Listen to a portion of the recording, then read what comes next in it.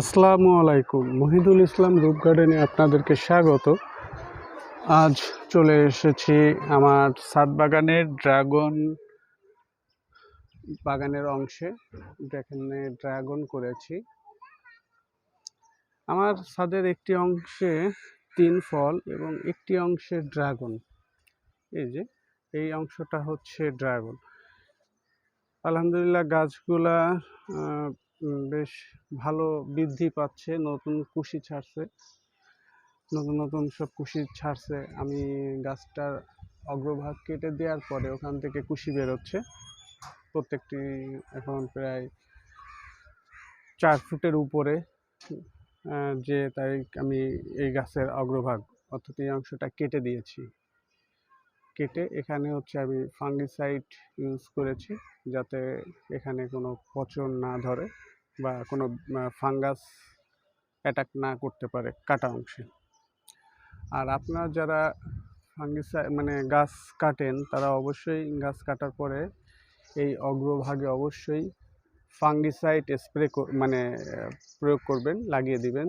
তাহলে আপনার গাছ ফাঙ্গাসের হাত থেকে মুক্ত থাকবে। আর এই গাছে তো আল্লাহর রহমতে কোনো রোগ নাই, আমার তো মনে হয় সেটা শুধু এই ফাঙ্গাস অ্যাটাক ছাড়া। তো আমি এখনও তার এই ফাঙ্গাসের শিকার হয়নি। তো তারপরেও সাবধানতা, আমি ফাঙ্গিসাইড ইউজ করি অবশ্য, যার কারণে হয়তো বা আমার এখানে ফাঙ্গাসের অ্যাটাকটা হয়নি। দেখানোর চেষ্টা করছি। তো এই হচ্ছে আমার ড্রাগনের বাগানের অংশ বিশেষ। এখানে আছে বিভিন্ন প্রজাতির ড্রাগন।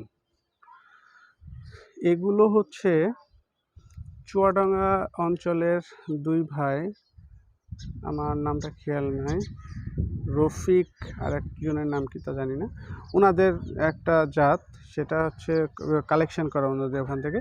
এটার নাম হচ্ছে রেড ভেলভেট। একটা ফলের ওজন হয় 8 থেকে 900 গ্রাম। এই ফলটা হচ্ছে, এই গাছটি হচ্ছে রেড ভেলভেট জাত। আর এটা হচ্ছে আমার পুরাতন গাছ, ড্রাগন গাছ। এটি জাত সম্পর্কে আমার জানা নাই।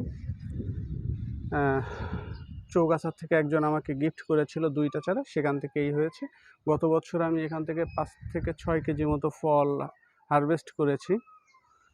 আমার ইউটিউবে আমার ভিডিওতে দেয়া আছে, দেখতে চাইলে ওখান থেকে দেখে নিতে পারবেন।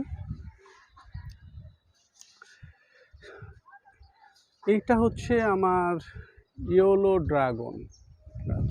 এই গাছটা হচ্ছে ইয়েলো ড্রাগন। এটা হচ্ছে আপনার বেগুনি ড্রাগন। এটাতে কাঁটা অনেক বেশি, একটু কালচে টাইপের, বেগুনি কালার বলে যেটা, ওই কালচে টাইপের লাল যেটা হয় ওই রকমই আর কি। কালারের অত সুন্দর বৈশিষ্ট্য ব্যাখ্যা অবশ্য আমি দিতে পারবো না। এটা হচ্ছে লাল ড্রাগন।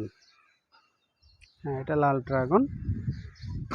এটা হচ্ছে ড্রাগনের মধ্যে এখন অনেক নাম করা একটা ড্রাগন জাত, সেটা হচ্ছে পিঙ্ক রোজ।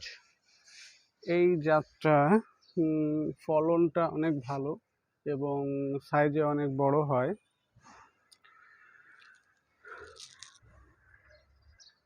আর বাকি এখানে যেগুলো দেখছেন এগুলো হচ্ছে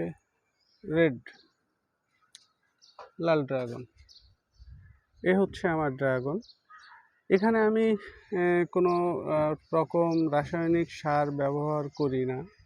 আমি শুধু ভার্মিকম্পোস্ট, গোবর সার, তারপরে চিকেন কম্পোস্ট, আর হচ্ছে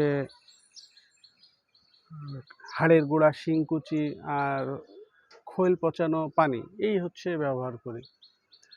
যারা ছাদ বাগান করেন তাদের ছাদে 1টি 2টি গাছ এই ড্রাগনের কালেকশন রাখতে পারেন।